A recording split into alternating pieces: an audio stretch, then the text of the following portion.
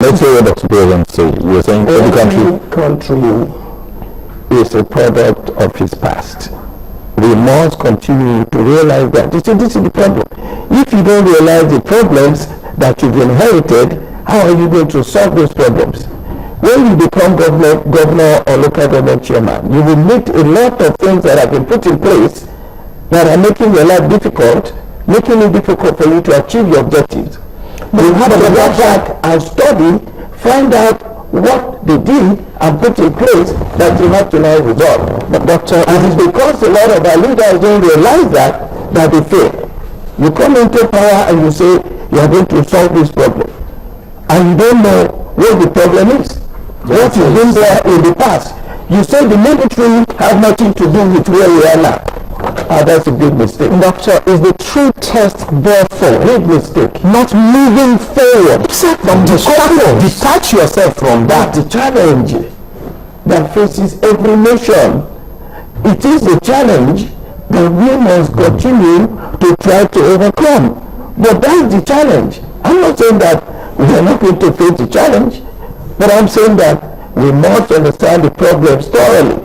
Otherwise, we will not make the progress we're supposed to make. Doctor, I put it to you, Doctor, yes, that with good governance, yes, Nigeria ought to have moved forward a bit more than it has, especially in regarding the statistics which we got earlier about the differences between the North and the South. I mean, the issues are there because of what happened in the past. The literacy rate, yes, from 1900. Should we have moved forward from that? How many? For 50 years after independence? That sometimes a place is held in the past for a long time until somebody comes about and brings about a change. That's very, we're saying the same thing. Did not remain for 100 years. It was only when Obasanjo came into power that things began to change in the North. And now we're trying to resolve the things that we put in place. May not be working as well as he thought they would.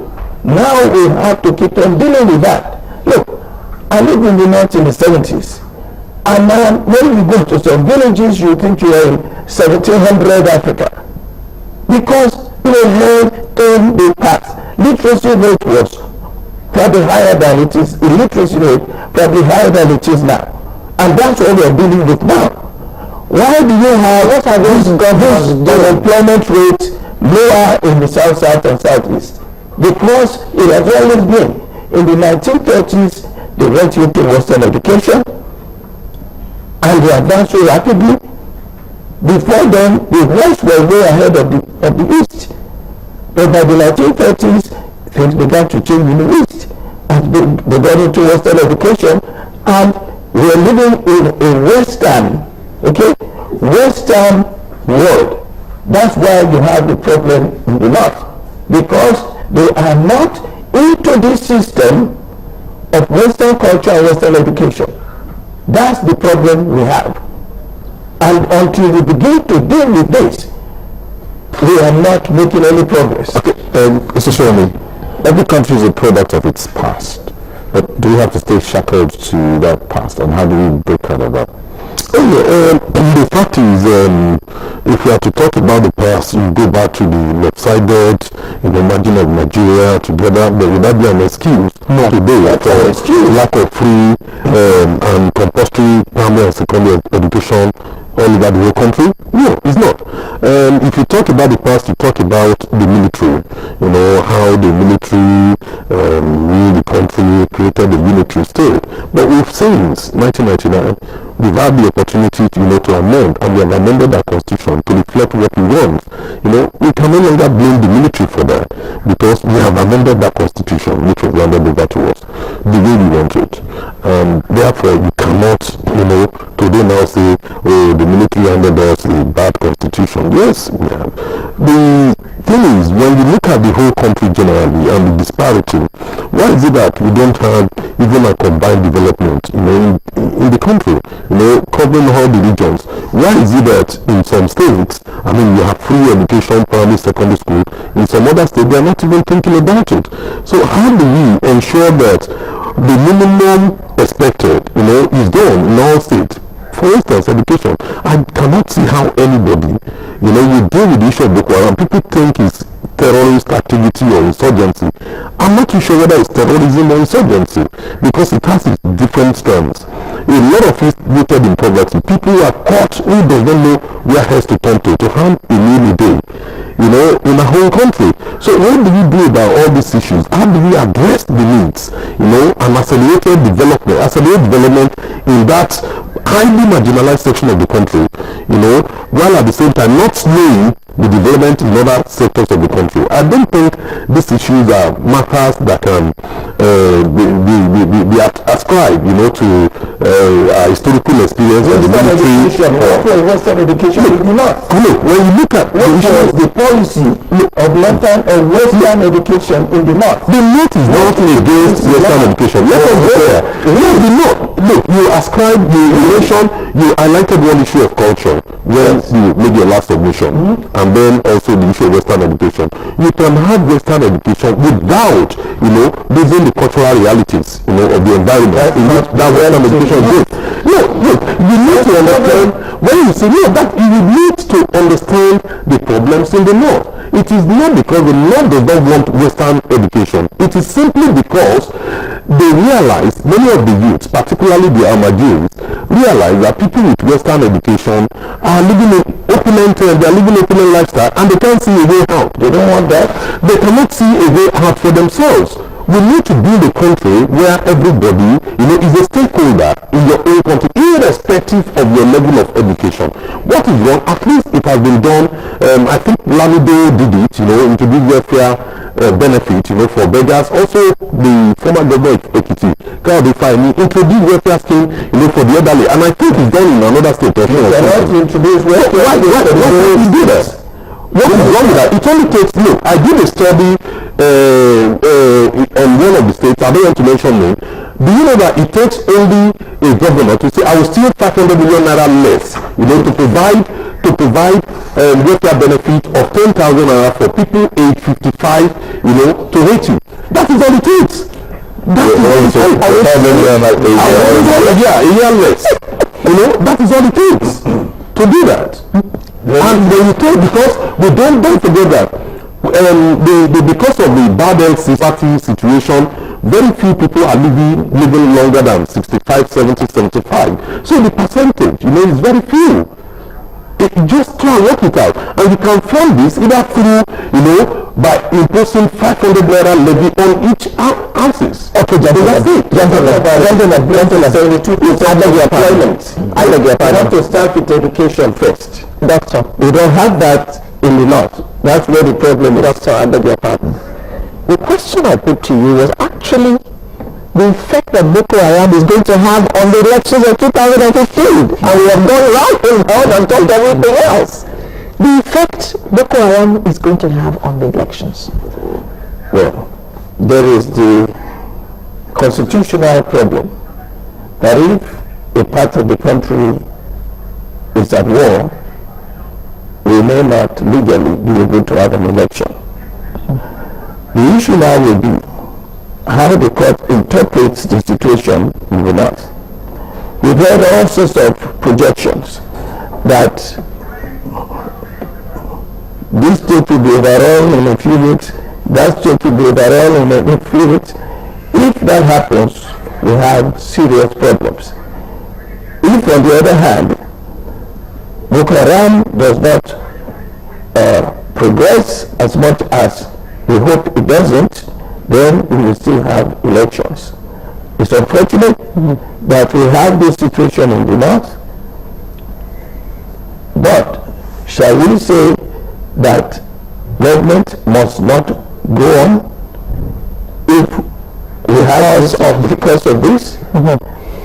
I think that what we should do is to try to get better governance everywhere, including in those parts of the country where we have this insurgency. We can only change the kind of governance we have right now if there's an election.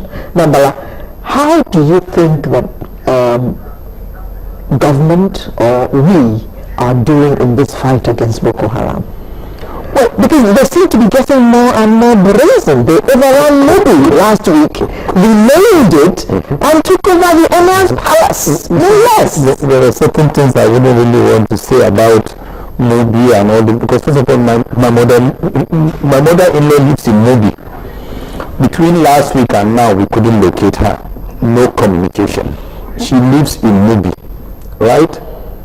My wife's village is Lasha. She used to live in Mobi. She used to live, we don't know where I went to GSS, Askira Uba. Before I came here, I spoke to 2 of my colleagues, right, that are now in Numan. I just don't even want to talk about that. The way I will summarize the insecurity around that part of the country is this. There are some people that truly don't want this country to move forward. And that is why I strongly believe an inclusive democracy is the only way or the only direction that will help us today. Because when you talk about an inclusive democracy, you're just basically saying that tsunami will wipe all political parties. If you don't fix it, if you don't face it, just like the way we face Ebola. Ebola was not interested in political party. Ebola was not interested in religion. Ebola was not interested in your tribe. If you don't face it that way, you will have problems. But I will still come back to tell you that, or to explain to anybody who cares to listen, that because of the clumsy nature of the politics we practice, and because most of our politicians don't think through before they talk, somebody will feel if maybe is being overrun, I will use that as a political advantage to fight Mr. A or fight Mr. B, or to knock off party A or knock off party B. But we have forgotten that when you talk about this geographical entity called Nigeria, and you define that geographical entity, and you define what true demography and democracy is supposed to be, then you're supposed to understand that I can come from Mobi, but I can end up living comfortably as a Lagosian in Lagos, or living comfortably as somebody who will want to live and die in Port Harcourt or in Zamfara. Unless we begin to mirror Nigeria like that, we won't make progress. And which is the way Nigeria was before. Exactly, and that's why I will still want to again disagree with Dr. What has Lord Lugard and the military got to do with the dispensation between 1999 and now? Us getting, as Nigeria, getting information and records that a greater part of those buying property in Dubai are Nigerians. What has that got to do with our history? What has that got to do with many Nigerian families now moving their children out of Nigeria to go and school? Can't we detach? Okay, let's assume a given part of the country was disproportionately organized to have education and others were not. What has that got to do with almost everybody now going out of Nigeria to go and get education? What has that got to do with leaders that were not there in the days of Lord Lugard? They were not even there as governors or presidents during the independence. What has that got to do with them now shamelessly still traveling out for medical care, when they had the opportunity to put all the renal machines, dialysis centers, heart surgery machines in this country? But by the time we had them coming in for education, that's what we're saying. So who is that person that will explain to me that because I inherited a bad history, because I should remain at Ireland? If you were to go on history, I can tell you my dad was born and died a complete and stark illiterate. Please hold your thoughts. We have a caller. Hello?